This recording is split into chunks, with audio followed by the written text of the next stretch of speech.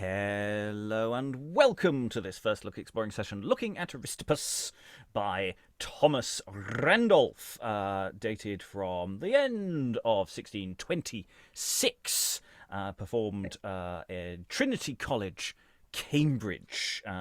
We have already looked at a associated text with this by the same author, The Conceited Peddler, or The Peddler, so we have started to get a grips with the kind of entertainments, this academic entertainment that Thomas Randolph was producing at this time. To get into this text, which has a reasonable amount of Latin bouncing about, we forgive everybody for their pronunciation. And even a bit of Greek, actually, thanks to Eric, our regular, for adding some footnotes to the Greek so that people have a chance in hell of saying it like words. But no promises here. Yes, to read our way through the text, we have reading Aristippus, and boy is... Hello, my name is Lynn Freitas. I'm a college composition teacher, and I'm coming to you from the Northwestern United States. Reading Show and Wild Man is... Alan in Suffolk, hoping the computer behaves today. Reading Simplicius is... Some Lois, Londoniensis.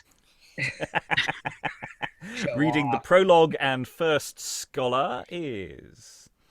Sarah Blake, who's just realised she hasn't switched her lights on, so apologies when it all gets really gloomy on my screen. And reading Second Scholar is... I am Greg, and the only piece of Latin I can safely say is Caecilius est in hortus. And I'm your host, Robert Crighton. What did Harry say, Winnie? And so, without further ado, we're going to dive into the preludium. The shows having been long intermitted and forbidden by authority for their abuses could not be raised but by conjuring. So the suggestion is the university authorities got sick to death of these shows and had shut them down for a while, and that they're making this a theme for this revival of a tradition. So enter Prologue, Inner Circle. Be not deceived. I have no bended knees, no supple tongue, nor speeches steeped in oil, no candid flattery, nor honeyed words. I come an armed prologue, armed with arts, who by my sacred charms and mystic skill, by virtue of this all-commanding wand, stolen from the sleepy Mercury, will raise from black abyss and sooty hell that mirth which fits this learned round. Thou long-dead show, break from thy marble prison, sleep no more in miry darkness. Henceforth, I forbid thee to bathe in Lethe's muddy waves, ascend as bright as morning from her Tithon's bed, and red with kisses that have stained thy cheek, grow fresh again. What? Is my power condemned? Dost thou not hear my call, whose power extends to blast the bosom of our mother earth, to remove heaven's whole frame from off her hinges, as to reverse all nature's laws? Ascend! Or I will call a band of furies forth, and all the torments wit of hell can frame shall force thee up. Enter Show, whipped, wapa, wapa, by two furies. Oh, spare your two officious whips a while. Give some small respite to my panting limbs. You have leave to speak and truce to parley, whose powerful voice hath forced me to salute this hated air. And not my pain sufficient, but you must torture me with the sad remembrance of my deserts, the causes of my exile. 'Tis thy release I seek. I come to file those heavy shackles from thy wearied limbs and give thee leave to walk the stage again, as free as virtue. Burn thy withered bays, and with fresh laurel crown thy sacred temples. Cast off thy mask of darkness and appear as glorious as thy sister, Comedy. But first, with tears, Wash off that guilty sin, purge out those ill-digested dregs of wit that use their ink to blot a spotless fame. Let's have no one particular man produced, but like a noble eagle seize on vice as she flies bold and open. Spare the persons, let us have simple mirth and innocent laughter, sweet smiling lips, and as hide no fangs, no venomous biting teeth, or forked tongues. Then shall thy freedom be restored again, and full applause be wages of thy pain. Then from the depth of truth I here protest, I do disclaim all petulant hate and malice. I will not touch such men as I know vicious, much less the good. I will not dare to say that such a one paid for his fellowship, and had no learning but in his purse. No officer need fear the sting of my detraction. I'll give all leave to fill their guts in quiet. I make no dangerous almanacs, no gulls, no posts with envious news and biting packets. You need not fear this show, you that are bad. It is no parliament. That you that nothing have, like scholars, but a beard and gown, for me may pass for good grand sophies. All my skill shall beg but a honest laughter, such smiles as might become a Cato. I shall give no cause to grieve, that once more yet I live. Oh then, and you, beadles of hell, avaunt! Return to your eternal plagues! Exuent furies. Here, take these purer robes, and clad in these be thou all glorious, and instruct thy mirth with thy sweet temper, while I myself entreat thy friends that long lamented thy sad fates, to sit and taste, and to accept thy cates. Exit show. Sit, see, and hear, and censure, he that will. I come to have my mirth approved, not skill. Your laughter all I beg, and where you see no jest worth laughing at, faith, laugh at me. And we can infer the exit of the prologue, and we'll pause there before we get into the main body of the show. I really enjoyed that. I mean, it is context-driven. It's this idea that, yes, these shows have not been on for a while, and the show itself as a figure is being whipped by furies, and it's a really fun opening. I have to say, I was and really nicely performed. Lois and then Lynn. Yeah, I think it's probably very topical. I mean, those references to posts and all the things that he talks about, probably, and packets, news. I mean, most of those things are certainly they're common titles for satiric pamphlets, and probably refer to plays. I mean, the only ones I can think of offhand would be Club Law and Ignoramus, which I think did both satirize people. And of course, we did read the Return from Parnassus, which satirized Cambridge figures.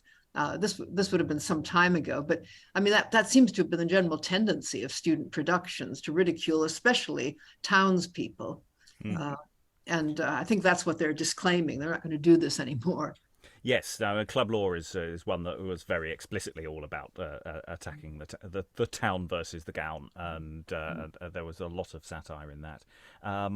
Armed Prologue isn't that one of the inductions to a Johnson as well? Yeah, it is a poetaster, I think. Yeah, I thought it sounded familiar. So this is definitely someone who's read or seen a certain amount of stuff from the previous 20 years or so, knows their onions. Plus, of course, all this conjuring of demons and things. It's inevitably leading us back to Dr. Faustus or similar variants on that kind of thing.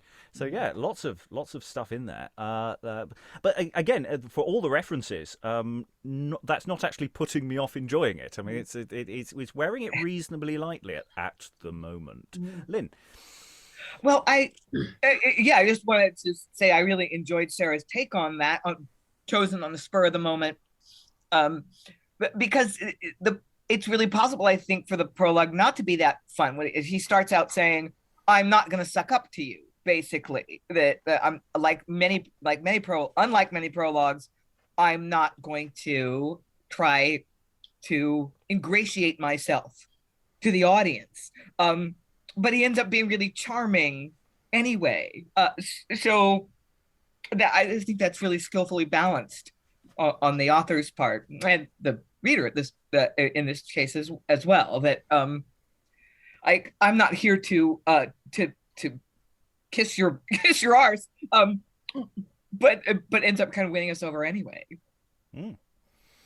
Okay, I think that we're in the zone, Alan, and then we'll go on. Yeah, I think in some ways what the self-denying ordinance that Prologue stated is we're not going to mock the academic authorities, which I think possibly gives them more of an open field for having a go at the townsmen. But you've got the pop at people who've been appointed as fellows simply on the basis they've got deep purses. And the Beadles, which are the university policemen effectively. Okay, so I think we're in the universe of the play now. Let's find out what the play itself is actually going to do. Enter Simplicius. Secundum gradum compossibilitatis et non secundum gradum incompossibilitatis. What should this Scotus mean by his possibilities and incompossibilities? My Cooper, Ryder, Thomas, and Minshew are as far to seek as myself. Not a word of compossibilitatis or incompossibilitatis is there. Well, I know what I'll do. I've heard of a great philosopher. I'll try what he can do. They call him Aristippus. Aristippus? Sure, a philosopher's name. But they say he lies at the Dolphin, and that methinks is an ill sign. Yet they say, too, the best philosophers of the town never lie from thence. They say 'tis a tavern, too. For my part, I cannot tell. I know no part of the town but the schools and Aristotle's well. But since I'm come thus far, I will inquire, for the same compossibilitatis and incompossibilitas sticks in my stomach. Knox. Sir? What philosophy is this? Knox. No, sir. Enters boy. Please, you see a room, sir. What would you have, sir? Nothing but Aristippus. Oh, you shall, sir. Exit boy. What is this? The Dolphin? Now, verily, it looks like a green fish. What's yonder? Greek, too. Now, surely it is the philosopher's motto, Hippathi, aut discede incontinenter. A very good disjunction. A pint of Aristippus to the bar. Boy enters. Here, sir. What's this? Did you not ask for Aristippus, sir? The great philosopher, lately come hither. Why, this is Aristippus. Verily, then, Aristippus is duplex, nominalis et realis, or else the philosopher lives like Diogenes in Dolio, the president of Hogshead College. But I mean one Aristippus cat exicine, the great philosopher. I know not what you mean by philosopher, but here be scholars in the house. I'll send them to you anon, sir. I cannot be here and there too. Anon, sir. Exit boy. This boy would have put a fallacy upon me in interrogatione plurium. This boy is a mere animal. He has not a jot of language in him, more than anon, sir. Oh, Giggleswick, thou happy place of education. This poor wretch knows not what a philosopher means. To see the simpleness of these people, they do everything haplos, and have not a jot, not an inch of katati in them. Oh, what had become of me if I had not gone barefoot to my preceptor with a satchel at my back? Enter two scholars. Singing, but hey, and Sarah will be singing for both of them or speaking for both of them. Slaves are they that heap up mountains, still desiring more and more. Still let's carouse in Bacchus' fountains, never dreaming to be poor. Give us then a cup of liquor, fill it up unto the brim. For then methinks my wits grow quicker, when my brains in liquor swim. Books of Aristotle and Plato, and a company of dry rascals. But hey, brave Aristippus! Oh, certainly, these are Aristippus's scholars. Sir, pray, can you resolve me what is gradus compossibilitatis? What ails thou, thou musing man? Diddle diddle doo. Yep. Quench thy sorrows in a candidly compassipitalitis. Oh. Why, that's nothing, man, when you're near drunk beyond your populum necessitatis. You're in graduate compassibility to all good fellowship. Come, hang, Scotus! We'll lead you to Aristippus. One epitome of his in quarto is worth a volume of these dunces. Oh, gentlemen, you will bind me to thank you in popolo gratiarum. But what philosophy doth he read, and what hours doth he keep? Oh, precisely, but indistinctly all. Night and day he pours forth his instructions and fills you out of measure. He'll make his eyes, if your understanding see double, and teach you to speak fluently, and utter your mind in abundance. Hath he many scholars, sir? More than all the philosophers in the town besides. He never rests, but is still called for. Aristippus, says one. Aristippus, says another. He is generally asked for, yea, and by doctors sometimes. And as merry a man, there can be no feast but he is sent for, all the company are the merrier for him. Did you but once hear him, you would so love his company, you would never after endure to stand alone. Oh, pray help me to the sight of him. We will, brave boy, and when you have seen him, you'll think yourself in another world, and scorn to be your own man any longer. Oh, but I pray you, at what price reads he? Why, truly, his price hath been raised of late, and his very name makes him the dearer. A diligent lecturer deserves 8 pence a pint tuition. Nay, if you will learn anything, scholarships must be paid for. Oh, academical simony is lawful. Nay, did you ever hear of a good preacher in a fat benefice, unless his purse were the leader for it? Make much of him, for we shall have more such in haste. Enter Wild Man.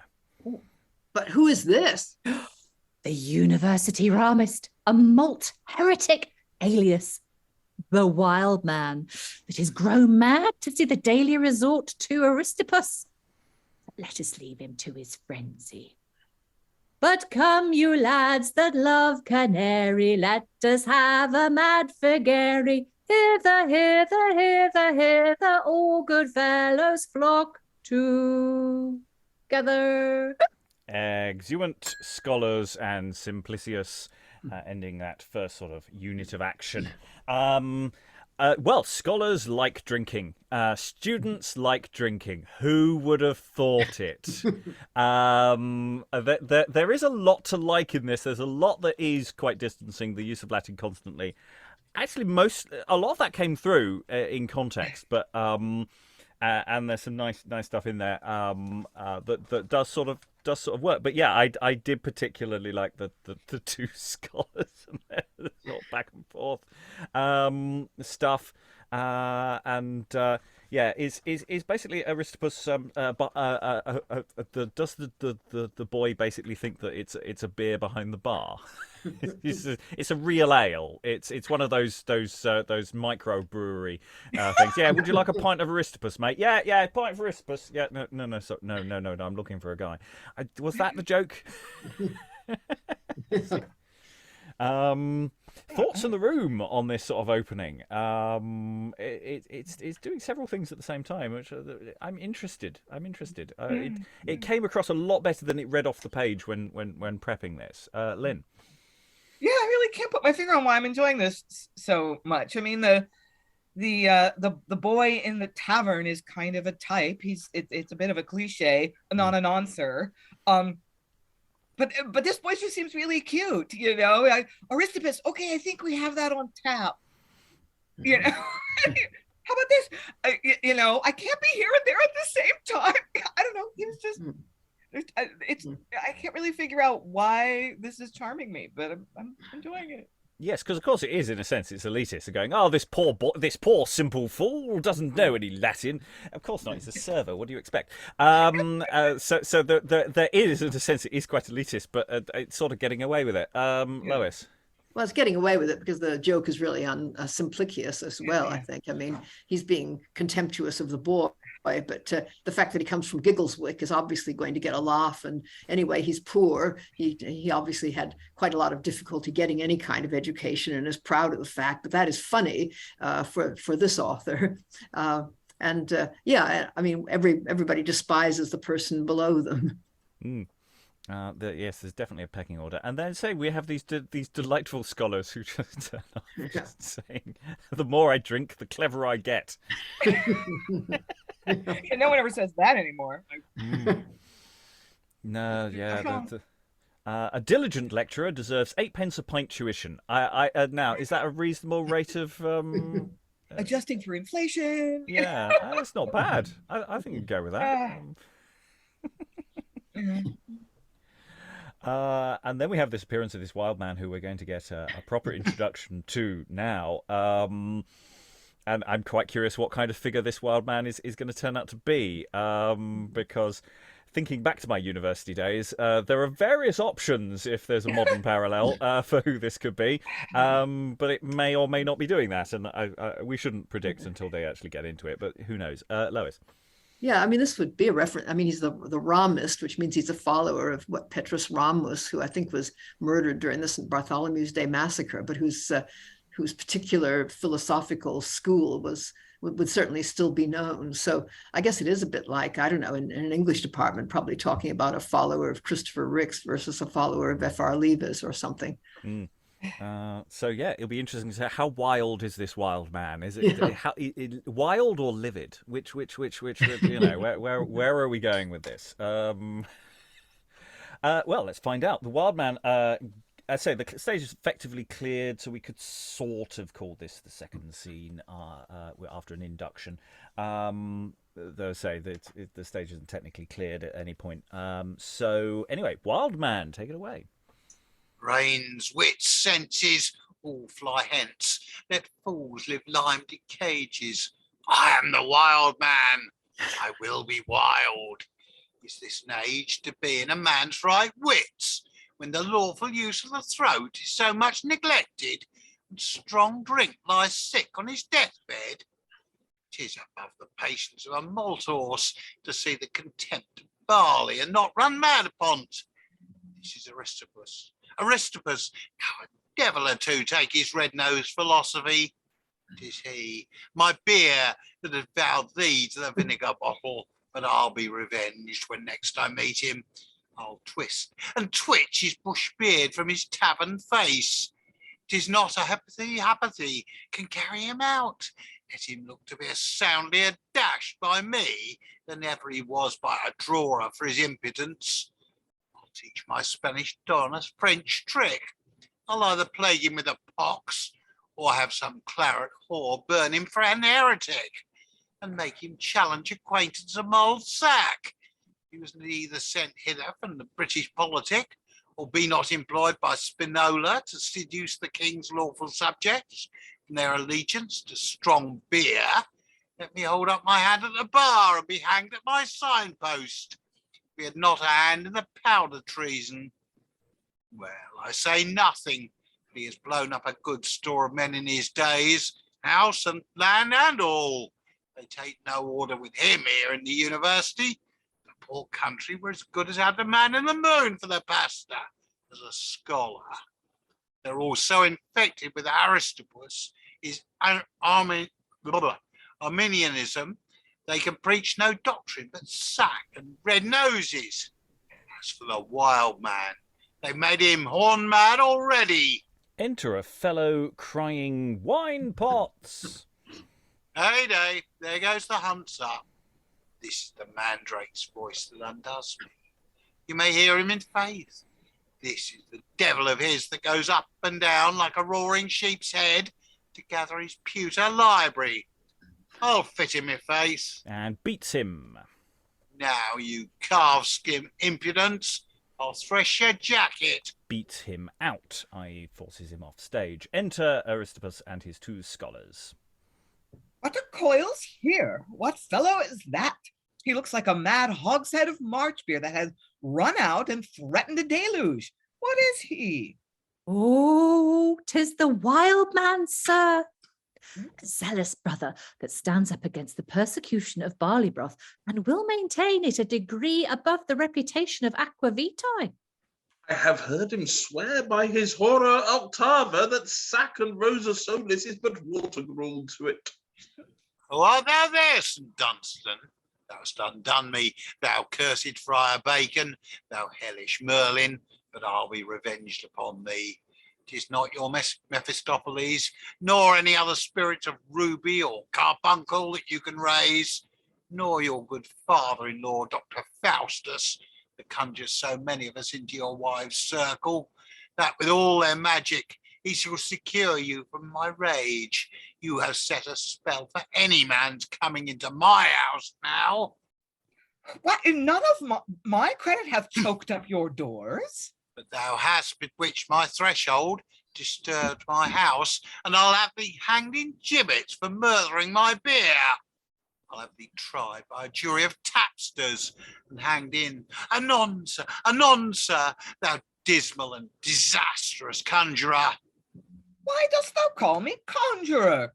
I sent no furies to pinch you or elves to molest you.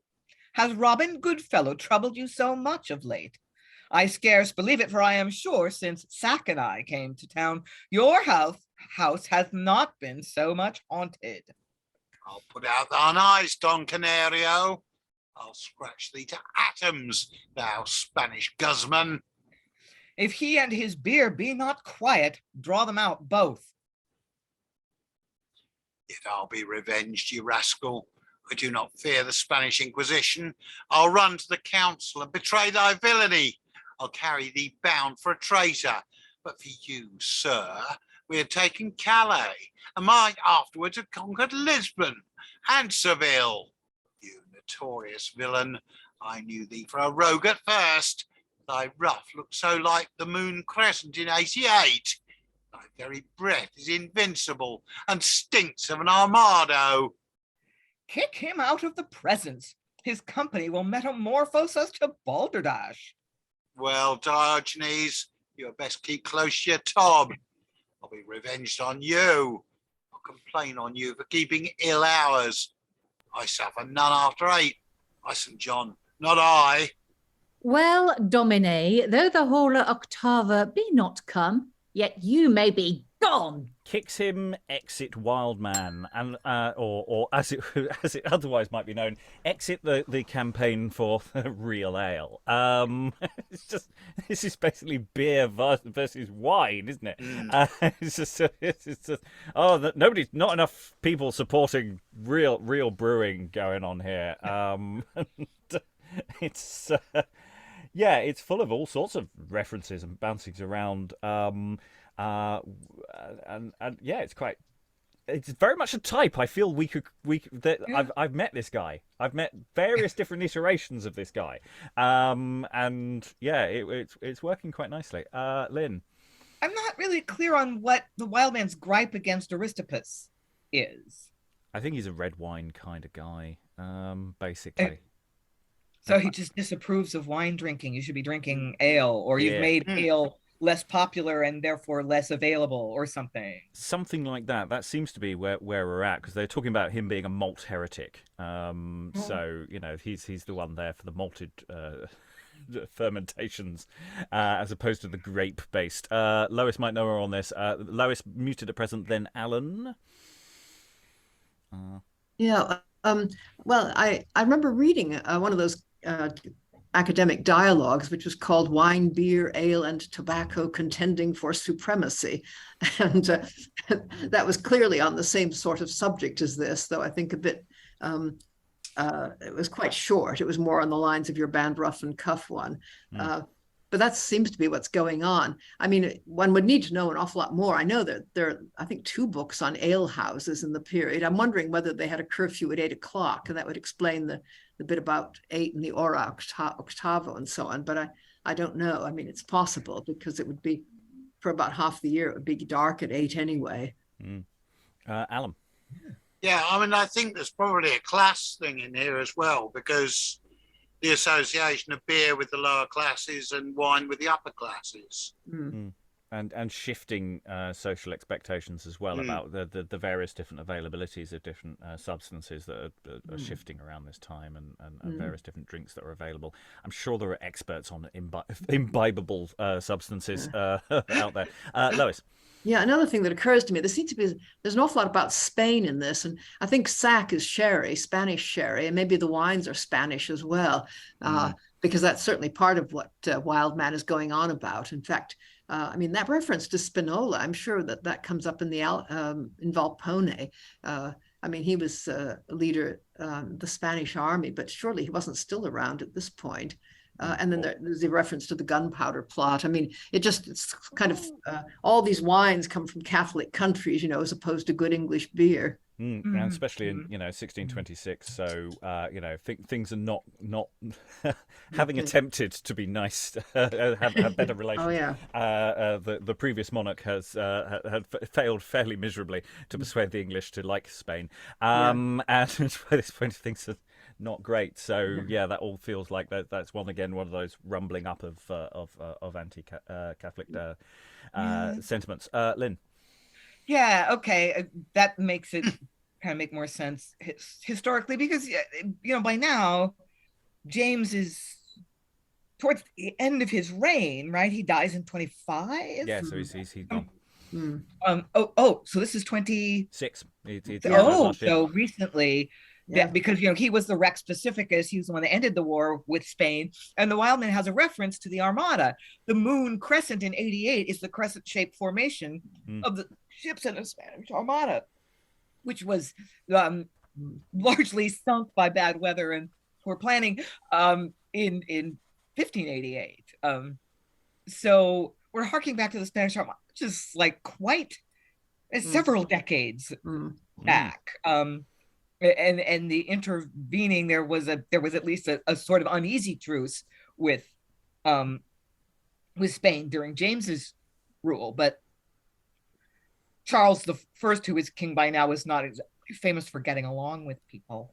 Yeah, it's really interesting actually, the number of references that this student is throwing in that are 30, 40 years old. I mean, there's an awful lot of material here that is and I'm starting to think of the kind of references I might throw into or might have thrown into things when I was a student, and thinking, oh well, actually no, thinking about it, I was quite interested in old television and old things that I wasn't alive for and weren't part of my cultural generation, the kind of thing that one does throw into text like this. So I'm sort of interested, maybe it's just the kind of stuff that they're reading and they have about, and these are the texts, even though they're old, they have a sort of newness to the reader who is young at this time. Lois.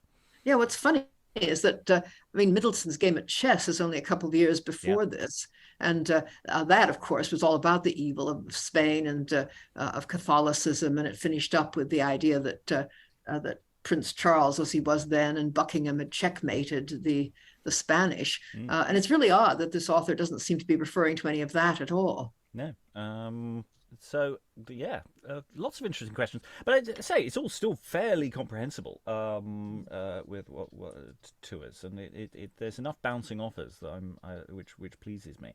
We're now going to read a fairly chunky section without stopping. There's a lot of text in this text, and I think it's going to get more involved as we are left with Aristippus Aristippus, Simplicius, and scholars to natter amongst themselves. The Wildman has been kicked off stage.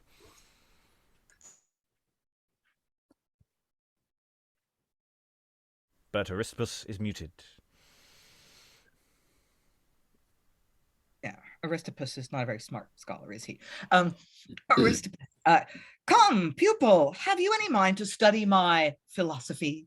Yes, may Hercules, sir, for I've always accounted philosophy to be omnibus rebus ordine, natura tempore honore prius.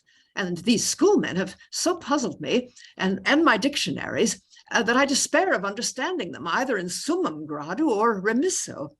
I lay sick of an hicetas a fortnight, and could not sleep a wink for it. Therefore, good sir, teach me as epitomos as you can, and pray let it be conceptus vorbis et ex mente philosophiae. I warrant thee a good proficient, but ere you can be admitted to my lectures, you must be matriculated and have your name recorded in albo academiae. Ah, with all my heart, sir, and totalitaire, for I have as great a mind as materia prima to be informed with your instructions. Give him the oath. Lay your hand on the book. Will tactus virtualis serve the turn, sir? No, it must be reali quid et extra intellectutum. Ah, well, sir, I will do it. Quo ad potentiam obedientialium. First, you must swear to defend the honour of Aristippus to the disgrace of brewers, alewives, and tapsters, and profess yourself a faux nominalis to maltmen, tapsters, and red lattices. Kiss the book. He drinks. Next, you shall swear to observe the customs and ordinances instituted and ordained by an act of Parliament in the reign of King Sigebert for the establishing of good government in the ancient foundation of Medico College. Kiss the book. Drinks again. Aye, sir. Secundum veritatem intrinsicam et non equivoque. That you keep all acts and meetings tam privitim in private houses, quam publicae in the dolphin schools, that you dispute in tenebris, yet be not asleep at reckonings, but always and everywhere show yourself so diligent in drinking that the proctor may have no just cause to suspend you for negligence. Kiss the book. Lastly, that you never walk into town without your habit of drinking, the fuddling cap and casting hood, especially when there is a convocation. And of all things, take heed of running to the assizes. Is this the end, I pray you, sir? Is this the finis tu Heneca? It is ultimum, sir. How, pray you, sir? Intenzione or extensione? Executione, that follows the assizes. But methinks there is one scrupulum. It seems to be actus illiquitus that we should drink so much, it being lately forbidden, and therefore contra formam statuti. Aye, but therefore you are sworn to keep customs on omnino secundum formam statuti. But have you enrolled him in Albo? Have you fully admitted him into the society to be a member of the body academic? Yes, sir. I am one of your pupils now, unitate numerica. We have made an end of it. Secundum ultimum complementum et actualitem. Well then, give the attendants, most grave audience, consider how they thirst after my philosophy. I am induced to let you taste the benefit of my knowledge, which cannot but please a judicious palate. For the rest, I'm expel them my schools, as fitter to hear Thales and drink water. We will attend, sir, and that bibilis auribus.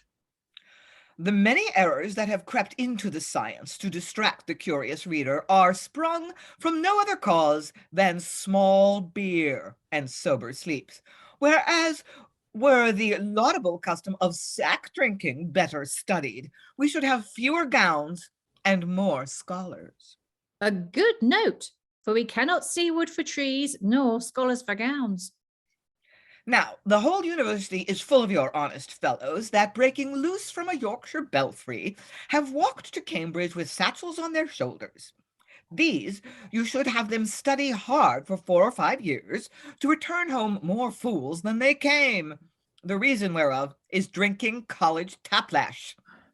That will let them have no more learning than they size, nor a drop of wit more than the butler sets on their heads.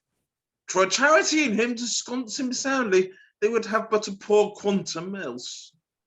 Others there be that spend their whole lives in Athens to die as wise as they were born, who, as they brought no wit into the world, so in honesty they will carry none out on it. 'Tis beer that drowns the souls in their bodies. Hewson's cakes and Pake's his ale hath frothed their brains. Hence is the whole tribe contemned. Every prentice can jeer at their brave cassocks, and laugh a velvet cap out of countenance. And would it not anger a man of art to be the scorn of a "What lack you, sir?" 'Tis beer that makes you so ridiculous in all your behavior. Hence comes the bride-like simpering of a justice of peace his table, and not eating methodically. When being laughed at, you show your teeth, blush, and excuse it with a rhetorical histrion proteron. Oh, 'tis very true. I've done the like myself, till I've had a disgrace for my mittimus. 'Tis beer that hath putrefied our horsemanship, for that you cannot ride to Ware or to Barkway, but your hackney sides must witness your journeys. A lawyer's clerk, or an Inns of Court gentleman, that hath been fed with false Latin and pudding pie, contemns you as if you had not learning enough to confute a noverint universi. Per praesentes me simplicium. If you discourse but a little while with a courtier, you presently betray your learned ignorance. Answering him, he concludes not syllogistically, and asking him in what mood and figure he speaks in, as if learning were not as much a fashion of court as clothes at Cambridge. Nor can you entertain discourse with a lady without endangering the half of your buttons. All these and 1,000 such errors are friends of beer, the nurse of barbarism and the foe of philosophy. Oh, I am ravished with this admirable metaphysical lecture. If ever I drink beer again, let me turn civil lawyer or be powdered up in one of Luther's barrels. Pray lend me the book again that I may forswear it. Oh, fie upon it, I could love Sir Giles for presenting those notorious alewives. Oh, Aristippus, Aristippus, thou art equally divine, te enteleki, te dyname kai intellekeon, the only father of quodlibets, the prince of formalities. I ask my stars, whose influence doth govern this orbem lunarum, that I may live with thee, and die like the royal Duke of Clarence, who was soused up to immortality in a butt of Malmsey. You interrupt him, sir, too much in his lecture, and prevent your ears in their happiness. Oh, heavens, I could hear him ad aeternitatem, and that tam aparte ante quam aparte post. Oh, proceed, proceed. Thy instructions are more orthodoxical, thy philosophy canonical. I will study thy scientiam, both speculativum et practicam. Pray, let me once more forswear the pollution of beer, for it is an abominable heretic. I'll be his perfect enemy till I make him and bottle ale fly the country. But sack is the life, soul, and spirits of a man, the fire which Prometheus stole, not from Jove's kitchen, but from his wine cellar, to increase the native heat and radical moisture, without which we are but drowsy dust or dead clay. This is nectar, the very nepenthe the gods were drunk with. 'Tis this that gave Ganymede beauty, Hebe youth, to Jove his heaven and eternity. Do you think Aristotle drank perry or Plato cider? Do you think Alexander had ever conquered the world if he had been sober? He needs the force and valor of sack. That is the best armor, the best encouragement, and that none could be a good commander that was not double drunk with wine and ambition. Only here's the difference. Ambition makes them rise, and wine makes them fall. Therefore, the garrisons are all drinking schools, the soldiers trained up to the mustering of pewter pots daily, learning to condemn death by accustoming to be dead drunk. Scars do not so well become a captain as carbuncles. A red nose is the grace of a sergeant major, and the unworthy of the place of ancients that have not good colors. The best shot to be discharged is the tavern bill, and the best alarum is the sounding of healths, and the most absolute march is reeling. And the best artillery yard is the dolphin. Thus, you may easily perceive that the prophet of sack in military discipline, for that it may justly seem to have taken the name of sack from sacking of cities. Oh, wonderful, wonderful philosophy.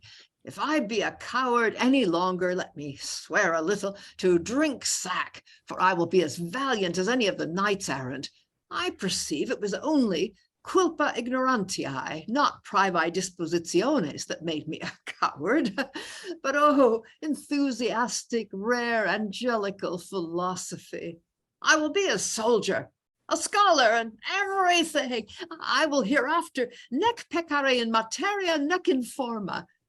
Beer, rascally beer, was the first parent of sophisters and the fallacies. But proceed, my Pythagoras, my ipse dixit of philosophy.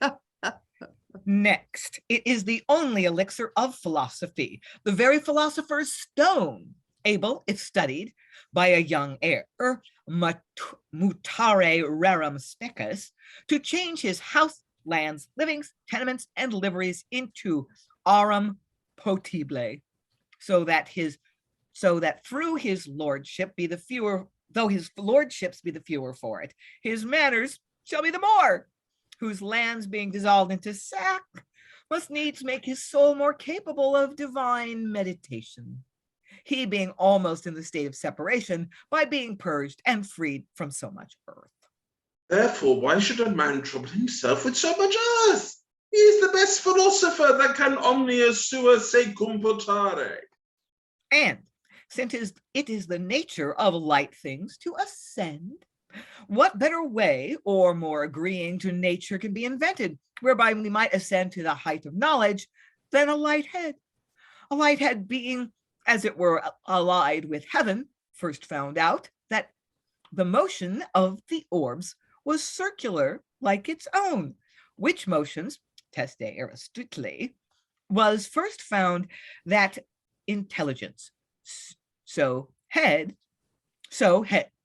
What mists of errors had cloudy philosophy, till the never sufficiently praised Copernicus found out that the earth was moved, which could never have been done had he not been instructed by sack and a light head. Hang me then when I turn grave. This is the philosophy the great Stagirite read to his pupil Alexander, wherein how great a proficient he was, I call the faith of history to witness. 'Tis true, persidem historicam, For I have read how when he had vanquished the whole world in drink, that he wept there was no more to conquer. And I'm going to pause us there. There isn't really a logical point to pause us, but I'm just going to, that's as good as a break in the logic of the arguments as we can. I mean, it's a fun sort of thing. There's a lot of this fun sort of thing. I'm definitely feeling the pruning shears coming out here because the basic idea is fun, and there's some really nice elements to it.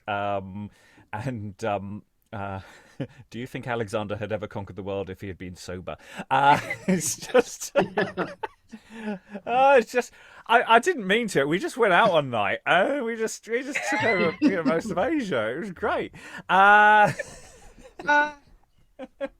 It was just a stag do actually, but you know how it is. So there's some really nice stuff in here. It's just there is a lot of stuff in here, and it's taking that sort of logic and absurdity as far as it can. But no, it's not outstaying its welcome as of yet. There's still some really nice stuff in there. Thoughts in the room before we take up the cudgels on this lengthy. There will be some sustained action later on, but this is very much the core of the text that we have to get through. Lois, do you have any thoughts? The Stagirite is Aristotle, who was a teacher of Alexander. I mean, it's mostly just, lovely examples of false logic. It's the kind of mock encomium, which is a sort of genre of the period. It's, I think he might have been reading Rabelais, who does this kind of thing, but he hardly needs to. I mean, so many dramatists have done it before him. Other thoughts in the room? Lynn? I mean, I wonder if people really believe this. I mean, we still believe this. Different kinds of liquor make you a different kind of drunk. I mean, it's not true, but it's at least here in the US, it's widely believed that, hard liquor makes you mean and beer doesn't. I mean, it's demonstrably false. I get very nicely drunk on gin. I do. I find it's a very different kind of drunk. I think what is definitely true is the hangovers are different, depending on what you're having. I think that's probably true. But yeah, it is a commonplace, isn't it? That different kinds of alcohol will have different effects on your personality in ways. So and I wonder if people generally believe this. So Aristippus's basic premise that wine is a better way to get drunk than beer is. He takes less of it. There's that. That would have been generally accepted, even though the rest of the logic is really sort of ridiculous. And how drunk am I? I wonder that. It's like, is he basically so habituated to alcohol that he can be really drunk and still sound sober, or is he tottering and slurring a little bit? It would be fun to sort of play with that. Yeah, especially as we are in an establishment where your name is basically an alternative name for alcohol. I mean, it's basically it's expected that what does your name mean? It means drunk. Because that's what the boy at the beginning of the play thought was, that's basically what you were calling for. So it's basically that's all you do, and also actually the level of drunkenness for Simplicius as well, as whether because you've been basically forced. Your oath process is to down another pint. Yeah. And again, with this, we've had this recently actually in one of the other texts we were looking at, where there's a sort of extended series of people downing pints, or even, heaven forbid, yards of ale. That seems to be part of the game, and is how real is that in terms of getting the performer drunk? Get through the show before you're too pissed. Although most of their drinking vessels were opaque, but pewter and so forth, so there doesn't necessarily have to be anything in them. Yes, I did a show once where I had to down several glasses of things in very quick succession. It's just on a logistical level very difficult to do. It becomes quite a problem after a while. Anyway, any other thoughts before we dive back into our discourse? No. Okay. Deep breaths, everyone. Aristippus. Next. Okay. Now, to make our demonstration to prove no wine, no philosophy, is that admirable axiom, in vino veritas.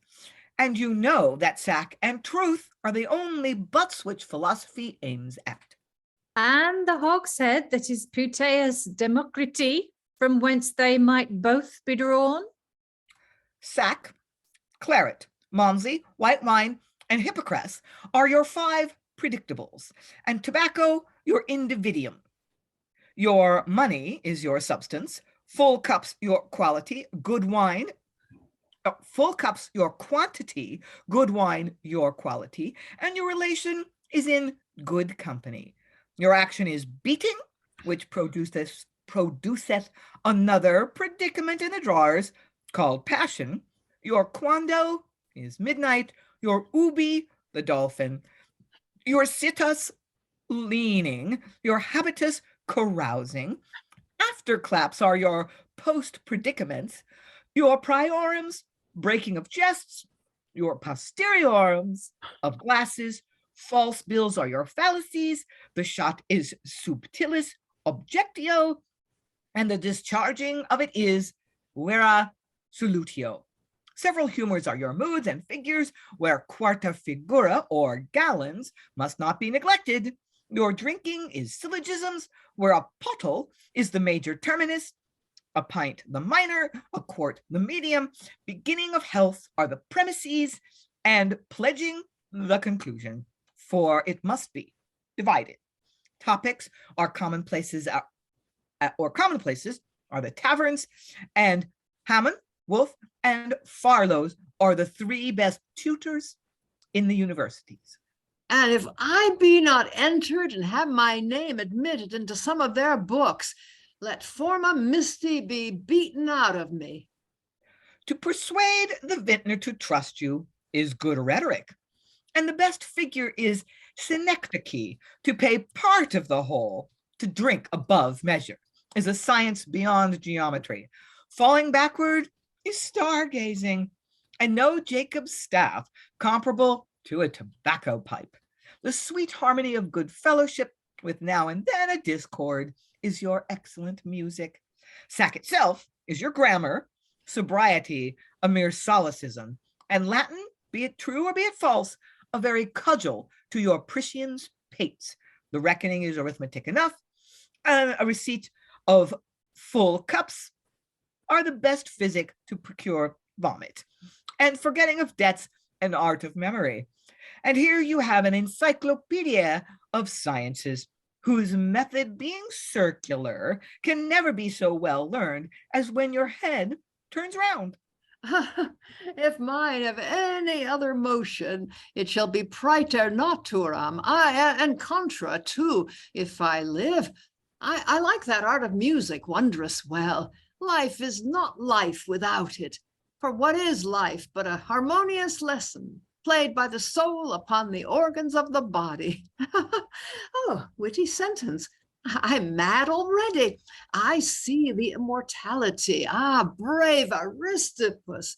But in poetry, it is the soul predominant quality, the sap and juice of a verse. Yea, the spring of the muses is the fountain of sack. For to think Helicon a barrel of beer is as great a sin as to call Pegasus a brewer's horse. I know some of these halfpenny almanac makers do not approve of this philosophy, but give you most abominable counsel in their beggars' rhymes, which you are bound to believe as faithfully as their predictions of foul and fair weather. You shall hear some of Era Pater's poetry. I wish you all carefully, drink sack but sparingly, spend your coin thriftily, keep your health warily, take heed of ebriety. Wine is an enemy, good is sobriety, fly baths and venery. For your often potations, much crudities cause by hindering the course of Mother Nature's laws. Therefore, he that desireth to live till October ought to be drunk in July, but I hold it to be a great deal better that he went to bed sober. And let him alone, thou man in the moon, yet hadst thou but read a leaf in this admired author, this aureum flumen, this torrens cloquentiae, thou wouldst have scorned to have been of the water poet's tribe, or Skelton's family. But thou hast never been tasted better nectar than out of Fenner's wassail bowl, which hath so transformed him that his eyes look like two tunnels, his nose like a faucet in the spigot out, and therefore continually dropping. The almanac makers, the physicians, are alike grand enemies of sack. As for physicians being fools, I cannot blame them if they neglect wine and minister simples, but if I meet with you, I'll teach you another receipt. Why, meet him, tutor. You may easily meet him. I know him, sir. Et cognitione distincta et confusa, I warrant you. Do you not smell him, tutor? I know who made this almanac against drinking sack. Struff, have I found you? Struff, you will show yourself, I see, when all is done, to be but a brewer's clerk. But far better speaks the divine Ennius against your ale and barley broth, who knew too full well the virtue of sack. When nunquam nisi potis ad arma prosiluit dicenda. His verses are in Latin, but because the audience are scholars, I have translated them into English that they may be understood. Here, read them. There is a drink made out of the Stygian lake, or else of the waters the Furies do make. No name there is bad enough by which it to call, but yet as I wist, it is yclept ale. Men drink it thick and piss it out thin, mickle filth by St. Loy that leaves it within, but I of complexion am wondrous sanguine, and will love by the morrow a cup of wine. To live in delight was ever my one, for I was Epicurus, his own son, that held opinion that plainly delight was very felicity per fight. A bowl of wine is wondrous boon cheer to make one blithe, buxom, and debonair. 'Twill give me such valor and so much courage as cannot be found twixt Hull and Carthage. But above the wit of humanity, the divine Virgil hath extolled the encomium of sack in these verses.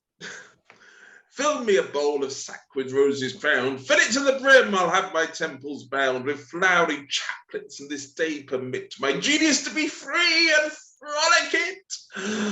Oh, let me drink deep, then fully warmed with wine. I'll chant Aeneas' praise, that every line shall prove immortal, till my moistened quill melt into verse, and nectar-like distill. I'm sad or dull, till bowls brim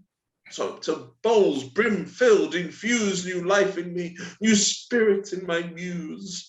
But once revived with sack, pleasing desires in my childhood kindle such active fires that my grey hairs seem fled. My wrinkled face grows smooth as Hebe's youth, and beauty's grace to my shrunk veins fresh blood and spirits bring. Warm as the summer, sprightful as the spring, then all the world is mine. Ha!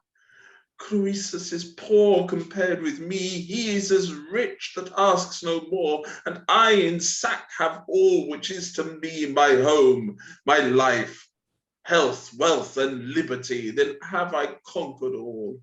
I boldly dare my trophies with the Pelian youth compare. Him I will equal as his sword, my pen, my conquered world of cares, his world of men.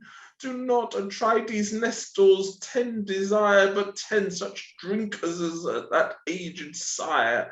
His stream of honey words flowed from the wine, and sack his counsel was as he was thine.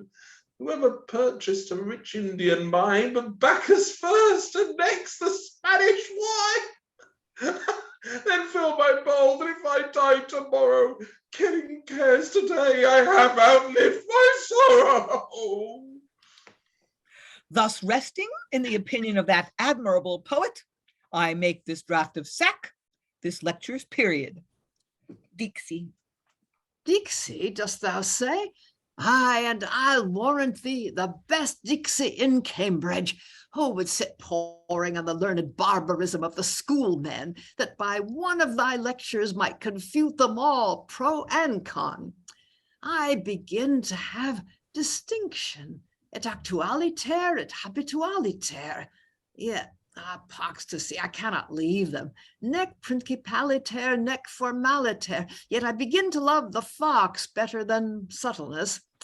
Oh, tutor, well might fox be a college porter, that he might open the gates to none but thy pupils.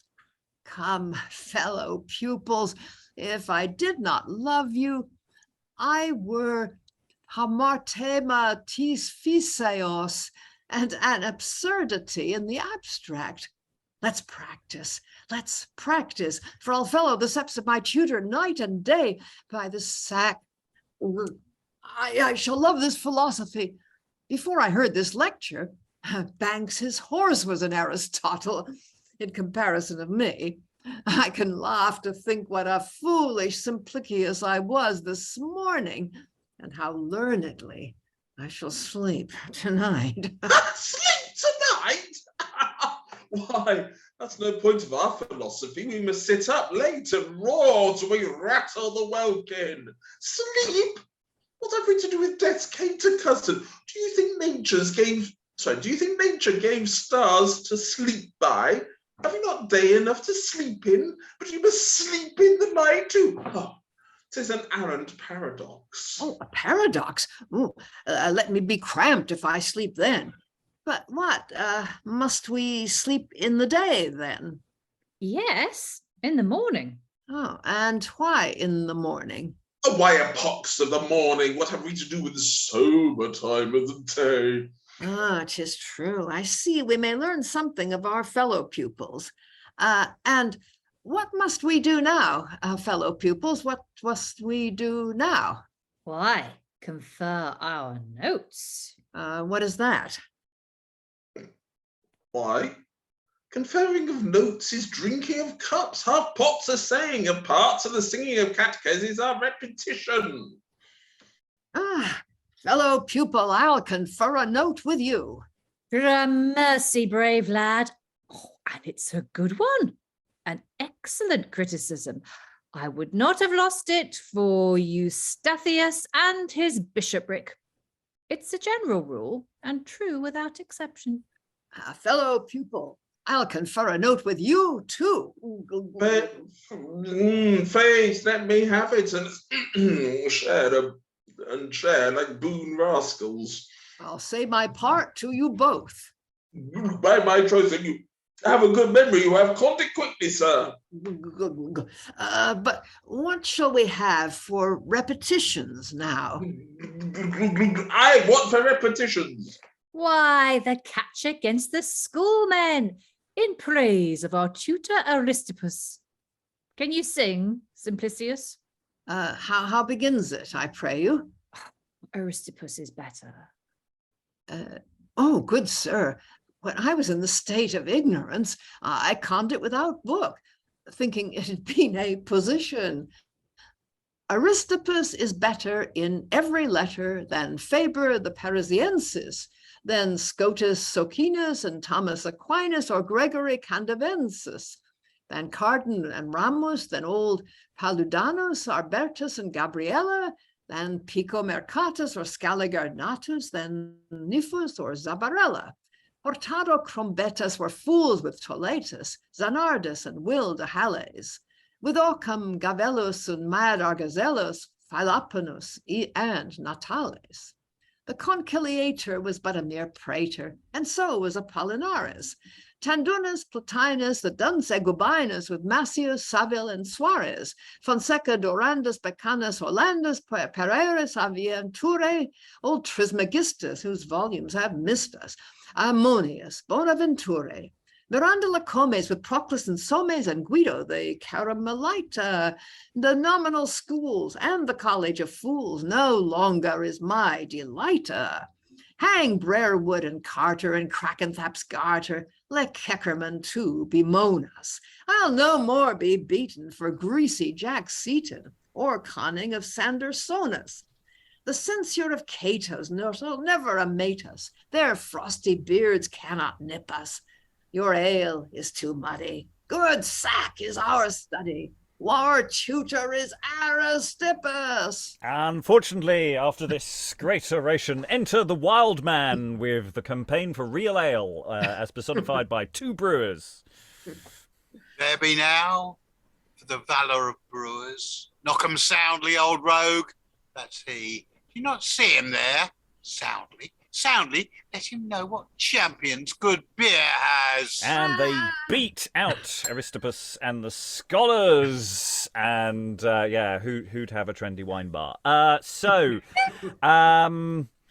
Again, we've got sort of extension of what we've had before. We've got these sort of verse contests slash singing contests slash whatever contest going on here, with people just getting increasingly drunk. I mean, there's always a danger with people getting increasingly drunk on stage as to how self-indulgent that gets. That said, there are some wonderful lines again popping out. I think with a good fillet and really good performers, really there's a journey here to these characters throughout this scene as they get more together and they sort of become more convivial and more silliness flows out. And that Simplicius' song at the end there is I mean, if it's a song, I mean, it could just be a recitation, but it has so many of those sort of patter song resonances. It feels like it could be an Element song or something. It has a lovely silliness to it, and it's a really nice climax as well for then the wild man and the brewers to come in and break up the party. I'm just going, no,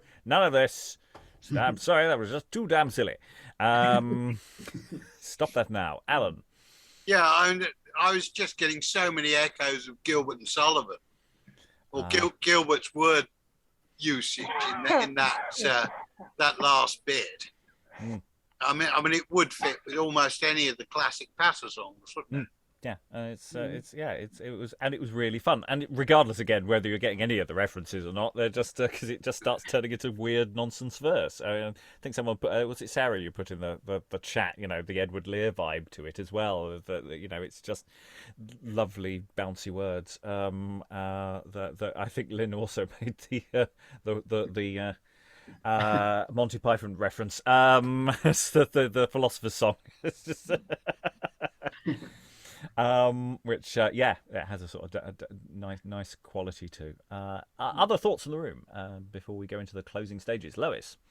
Yeah, a lot of the stuff before then, I mean, I could see what they were doing. All right, they were explaining that you can talk about wine or sack in the terms of logic, rhetoric, literature, etc. But it's incredibly dated. I mean, it's the whole classical school curriculum, which is has completely gone out. I mean, there's an enormous amount of what just sounds like double talk, and it might be funny as double talk, but I kept wanting to put in footnotes and just about 3 per line. Yeah. I mean, I've been putting in the chat because this question about what we do with the Latin and what we do with some of these things is that this does feel like a show where you want to project on the back wall, a running commentary translation almost of what's going on, and sort of go multimedia with it, because there's part of me that is resistant to cutting it back because it's sort of so of itself. Even though actually I think you probably could do that, but I think that it'd be quite nice to have parallel versions of this where you actually take it as a historical moment of this culture and this world, as well as something I think you could just turn it into a very fun students getting drunk game. I mean, it's that thing, what is it these students do? They stay up late drinking and get up very late the next day. They don't really see the morning. And again, I can't see that matching any modern student logic at all. That never happens. Yeah, I remember an exchange in Red Dwarf many years ago where, or what was his name, the main character, he went to art school, but he flunked out because they had classes first thing in the afternoon.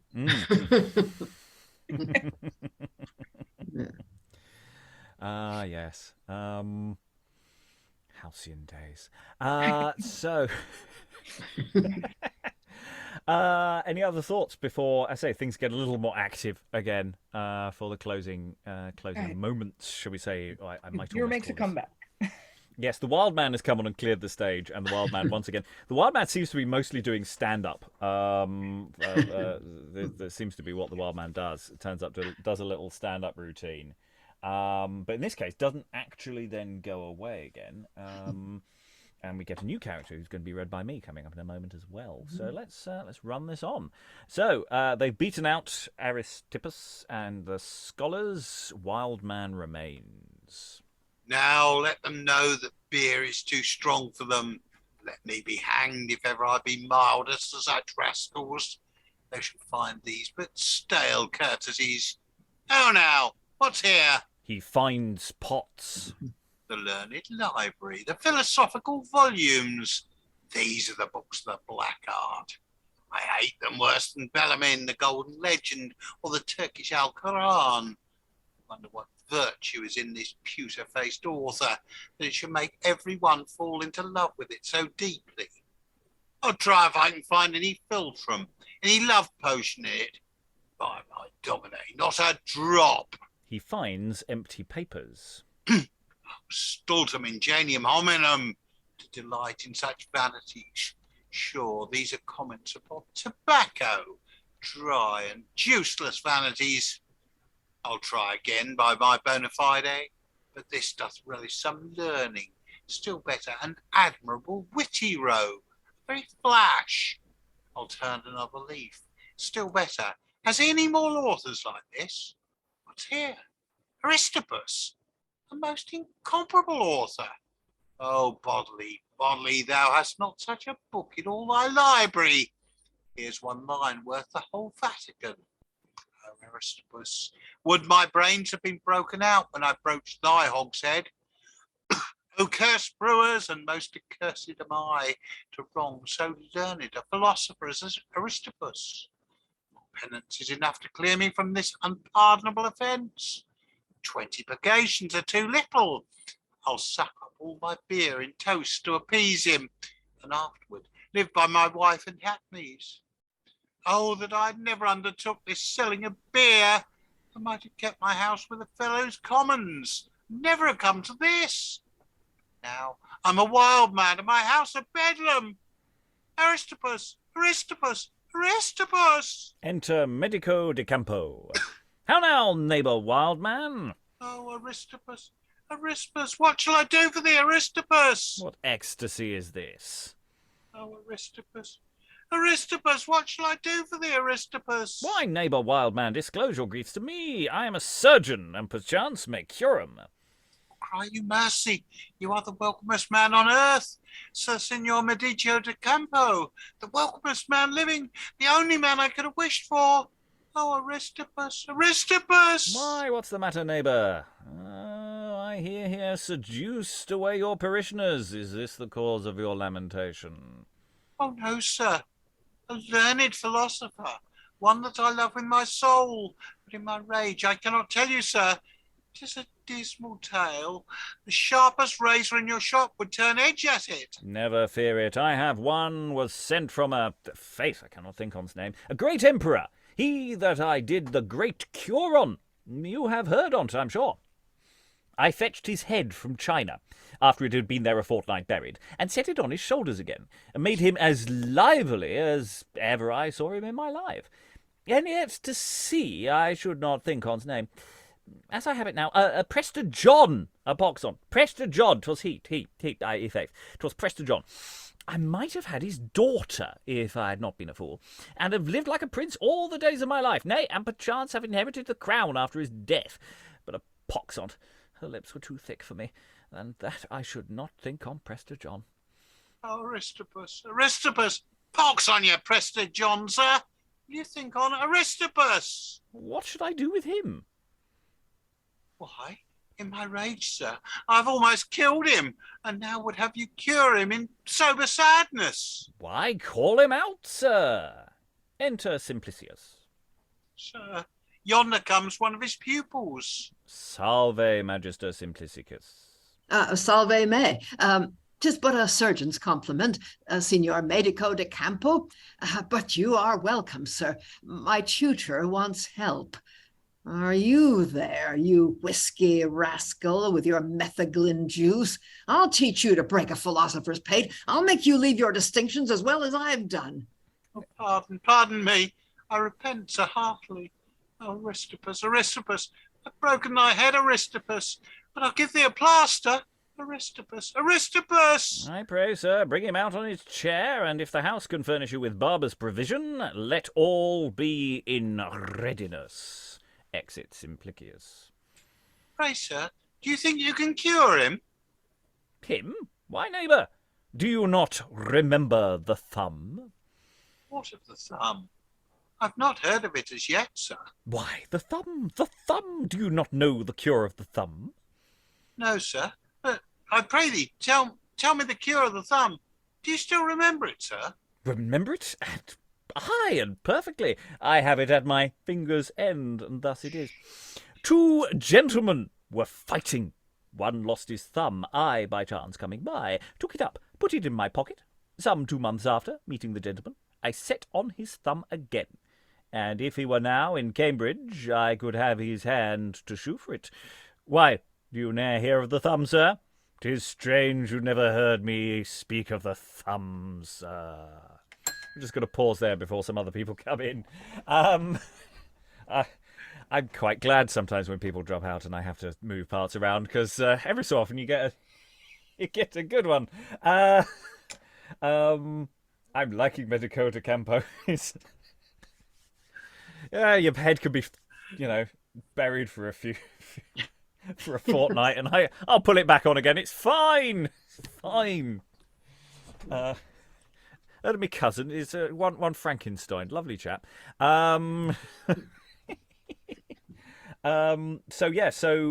Wildman is driven to remorse for injuring our heroes in the previous action. So terribly hurt, but I'm starting getting a folk quality to this about the restoration of bringing to life. It has a sort of barleycorn quality to it. Sarah.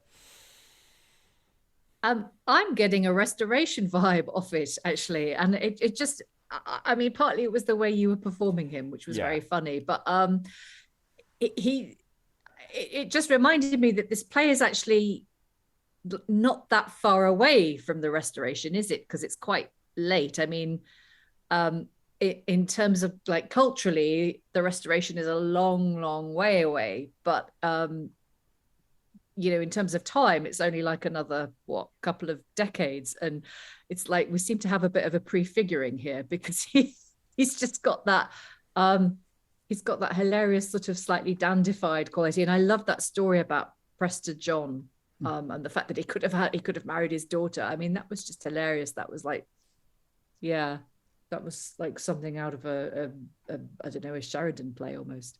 It might be that there's an unfair impression because I'm doing it very dandified, whereas I'm not sure the text actually wants me to go that way. That's just where I went for, because especially with a name like Medico de Campo, it could have gone in a very different direction that I decided for the sake of humanity not to do.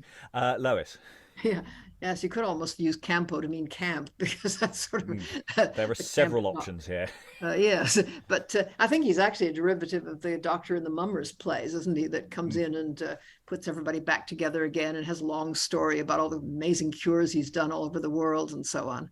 Yeah, I mean that's where I was sort of drifting there. It's just of which, we don't have necessarily within this time period good examples. We have, the Mama's Play survivals are a bit tricky in terms of sometimes some of the datings for them. So it's always a little thing. But if this is feeding on the same tradition, then especially if you're out in Cambridge, because you're close enough to the sticks there, that you'll be getting more of that kind of rural tradition that you might not get I'm sure I've seen it in London stage. plays too, actually, though I'd have to hunt back to find out what.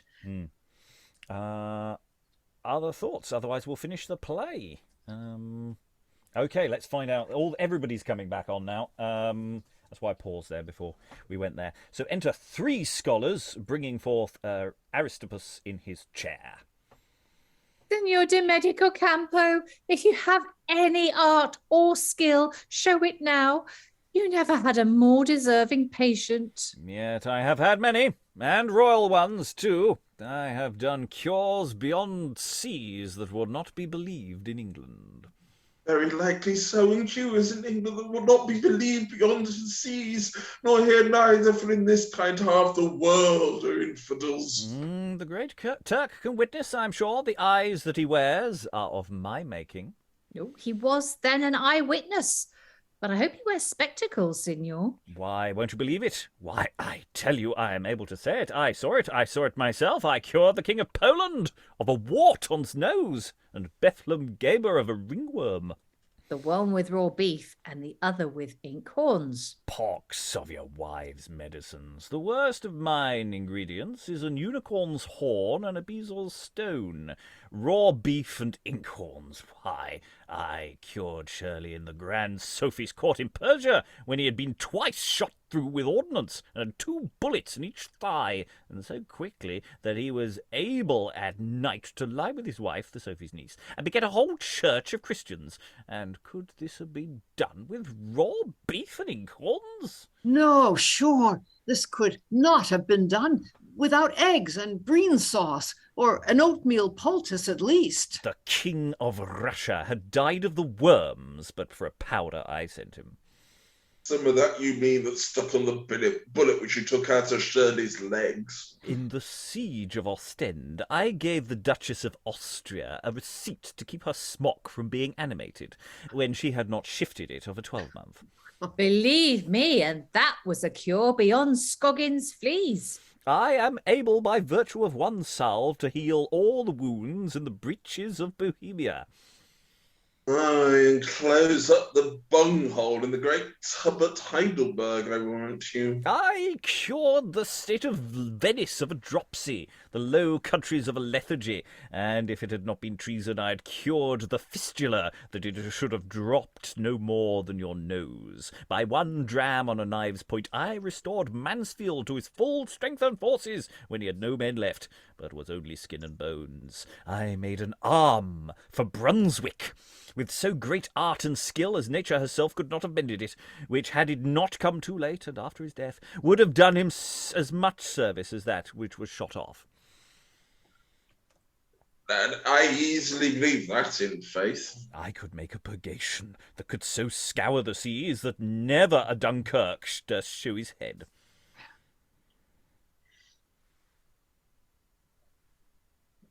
By my faith, and that would be a good state Gleister. I have done as great wonders as these when I extracted as much chastity from a sanctimony in the English nunnery as cured the Pope of his lechery. And yet had as much left as served 5 cardinals on fasting days. And there was no man in the realm of France, either French or Spanish or Italian doctors, but myself, that durst undertake the King of France his corns, and afterwards, having cured him, I drank a health to him. Oh, would we had the pledging on't. Oh, happy man that hast conferred a note with the King of France. And do you seem to misdoubt my skill, and speak of my art with ifs and ands? Do you take me for a mountebank? And hath mine own tongue had been so silent in my praise, that you have not heard of my skill? Oh, no, pardon us, signor. Only the danger our tutor is in makes us so suspicious. Oh, we know your skill, sir. We have heard Spain and your own tongue speak loud on it. We know besides that you are a traveller, and therefore give you leave to relate your words with authority. Danger? What danger can there be when I am a surgeon? His head, sir, is so wondrously bruised, 'tis almost past cure. Why, what if he had never had... no. Why? What if he had never an head? Am I not able to make him one? Or if it were beaten to atoms, I could set it together as perfectly as in the womb. Believe me, neighbour, but that would be as great a wonder as the thumb or Presser John's head. Why, I'll tell you, sir, what I did a far greater wonder than any of these. I was a traveller. There is no such great wonder in that, but what may be believed. And another friend of mine travelled with me, and to be short, I came into the country of cannibals, where, missing my friend, I ran to seek him, and came at last into a land where I saw a company feeding on him. They had eaten half of him. I was very pensive at his misfortune, or rather mine. At last I bethought me of a powder that I had about me. I put it into their wine. They had no sooner drank of it, but they presently disgorged their stomachs and fell asleep. I, sir, gathered up the miserable morsels of my friend, placed them together, and restored him to be a perfect man again. And if he were here, still alive, he were able to witness it himself. And do you think I cannot cure a 10 groats damage or a cracked crown? Good signor, make no such delay.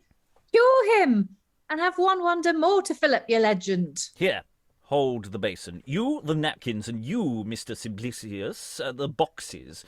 How shall we do to lay his feet upon? By my troth, sir, he is wonderfully hurt. His pia mater, I perceive, is clean out of joint. Of the 20 bones of the cranium, there is but 3 only whole. The rest are miserably crushed and broken.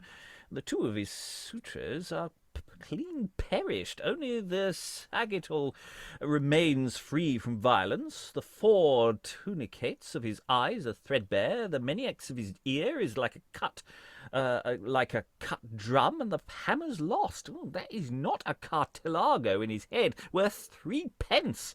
The top of his nose is dropped away. No, there's not a muscle left in the cavities of his nostrils. His dentes molares are past grinding. His palate is lost, and with it his gurgulario. Yet, if he can swallow, I warrant his drinking safe. Help, open his mouth. So his throat is sound. He's well, I warrant you. Now, give him a cup of sack. So, let me chafe his temples. Put this powder into another glass of sack, and my life for his, he is as sound as the best of us all. Let down his legs. How do you, sir? Why, as young as the morning, all life and soul, not a dram of body.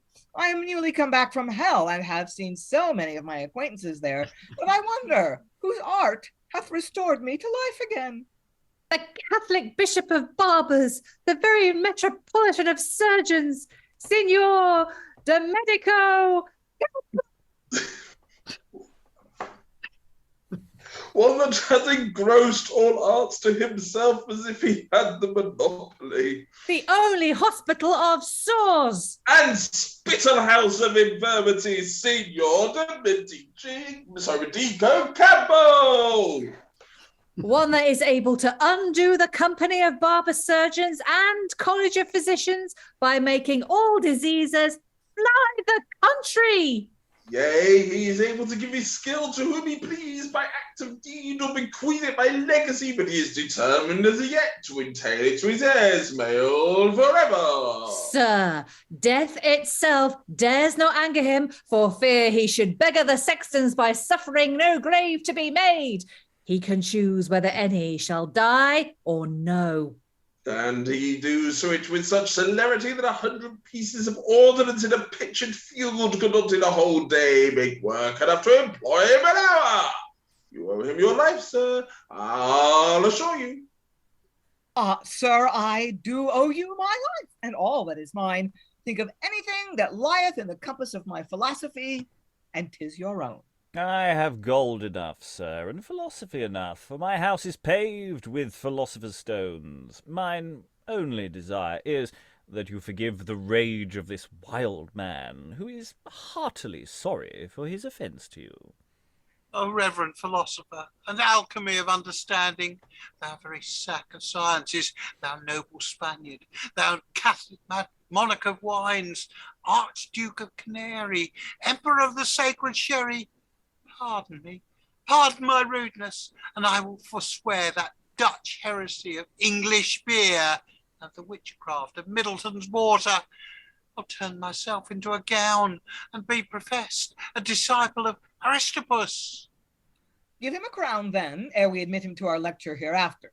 Now, noble Signor Medico de Campo, if you will walk in, let's be very jovial and merry. 'Tis my 2nd birthday. Let's in and drink a health to the company. Exit and song from within. I don't know who actually is going to be doing the song, but Lynn, just give us the words to it. We care not for money, riches, or wealth. Old sack is our money, old sack is our health. Then let's flock hither like birds of a feather, to drink, to fling, to laugh and sing, conferring our notes together, conferring our notes together. Come, let us laugh, let us drink, let us sing. The winter with us is as good as the spring. We care not a feather for wind or for weather, but day and night, but night and day we sport and play, conferring our notes together, conferring our notes together. Hark, they're drinking your healths within, and I must have it too. I'm only left here to offer my supplicat to you, that my grace may pass. And then, if I may but commence in your approbation, I will take a degree in drinking. And because I'm turned a jovial, mad rascal, I have a great desire to be a midsummer bachelor. I was only stayed to ask your leaves to go out. And exit. Okay, so I think we've got a sense of the whole shape of this show now, and yeah, it's really fitting into that whole mumming folk play tradition of the revival of a figure. And from what Medico's saying, I'm suspecting that Aristippus is underneath a sheet, because he's going basically he's in bits. I mean, he's a total mess. So I'm sort of wondering about that sort of magic trick quality to that as well. That there's lovely stuff, and yeah, Medico just continues to get more and more really great, terrible stories. Which just it's really nice. Yeah, the ending. It sticks the ending. I mean, sometimes we talk about whether it sticks the landing or not, and I think for all the sort of bloat of the middle part of the play, the ending is well worth getting to. Yeah, thoughts from the room. Yeah, there's various songs in this. Just to mention a couple of them, we do actually have the music for, apparently. So though we don't have all the music, we do have some hints, so that's quite nice. Greg? I wasn't enjoying that much the rest of the play, but oh my God, that last part was just absolute pure comic joy. I mean, it was... I loved the two scholars, well, at least that's how I read it, sort of glorifying the Medico in that sort of glorious, and he did this, and he did, and you could just see the Medico sort of getting bigger and bigger in stature as that goes on. He does feel like it's a wrestling thing. He's going out there. He's doing a boxing. He's doing a lap of the circuit, going, "Yeah, I'm the champion, isn't he great?" And they're calling into the microphone. There he goes. And yeah, it really has a lovely change of energy. Other thoughts, Lois, then Alan. Yeah, I wondered about the scholars. I mean, at the beginning, it wasn't clear whether they were making fun of him or actually believing in him. I mean, clearly, once he's cured Aristippus, they're crazy about him. And they almost seem to turn into acolytes, speaking antiphonally about how wonderful he is. Yeah. I don't know if there's some way of indicating the switch over there, because it's not clear they really knew anything much about him before, and they seem to know a lot about him after. Mm. Yes, the volte-face there does seem deliberate. It seems that, yeah, it's like a Damascene conversion or something like that. And there seems to be they get really into it. Alan? Yeah, I think the answer on the scholars is they're so drunk they don't know what they're doing. It's an interesting piece. I did just wonder whether the doctor figure is actually partially from Commedia dell'arte. Oh, yeah. I think pretty clearly he's Dottore, and this is a mummer. This is a mumming play. I mean, so I think both those things are operant here. Yeah. Yeah, I mean, this is a play that's throwing various things into the mixing pot, and it sort of ebbs and flows out of different things. Lois. Yeah, you're probably meant to recognize some of them, but there was one bit about Epicurus' own son, and right around there, that's direct quotation from Chaucer, in fact. Yeah, it is full of it. Is there are so many more literary allusions in this than we've actually been acknowledging here. No, I don't know quite what one could do about them. I mean, it might be fun to have somebody coming on with signs occasionally indicating where all this is coming from. I mean, within limits, obviously, but just to suggest how totally erudite this is and what kind of expectations it has of its audience. Well, because we've got this ending, which is very, very light and very fun and very accessible.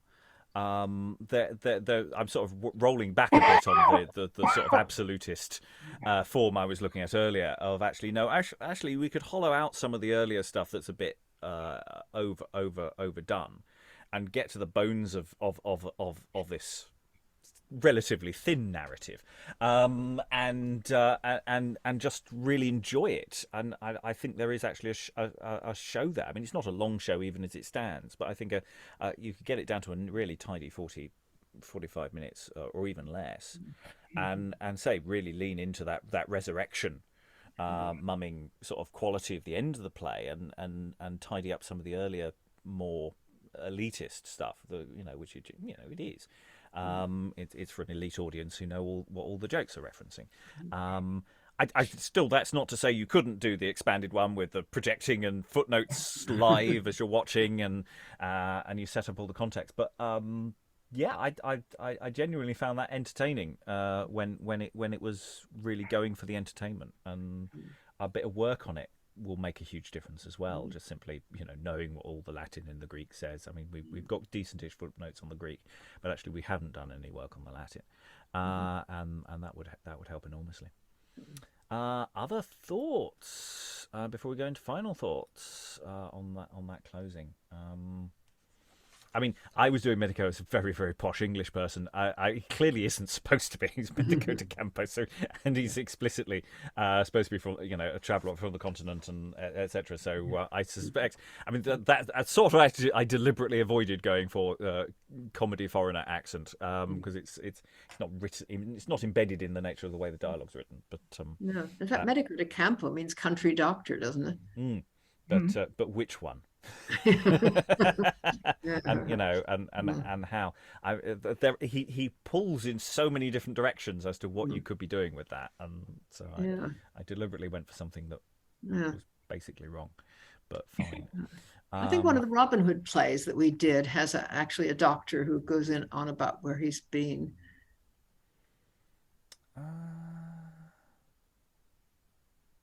Where's Eric when you need him? Yeah, I'm trying to remember. Just not immediately leap out. I'm not sure. I mean, I've certainly come across this somewhere. I'm sure we've definitely had our fair share of doctors of various kinds over the plays, but nothing quite as tidily parallel as this. Okay, let's go into final thoughts then. Play overall, I think I put my thoughts on this fairly clearly, but alternative thoughts, alternative ideas. Greg, any final thoughts?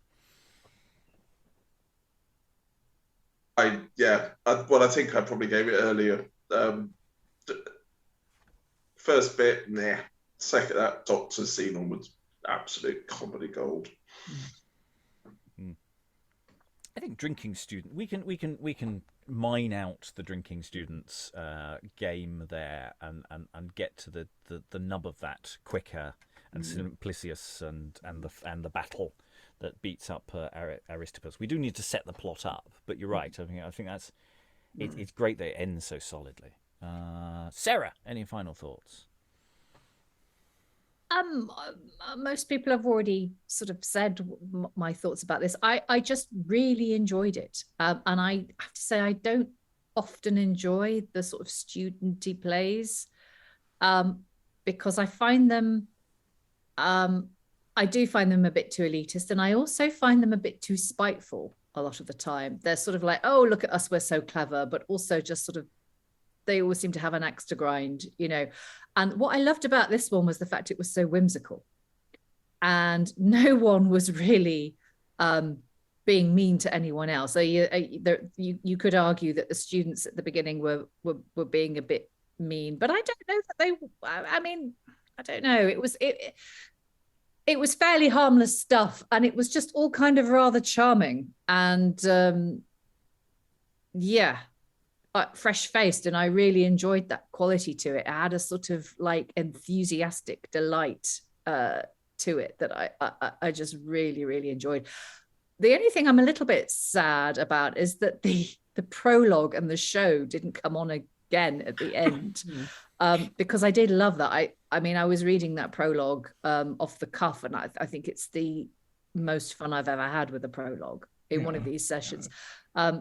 I would be tempted to kind of bring them back in the end, at the end, even if they didn't speak, maybe just have the prologue come on with his wand and sort of wave his wand and sort of conjure everything up back into its, you know, where it came from.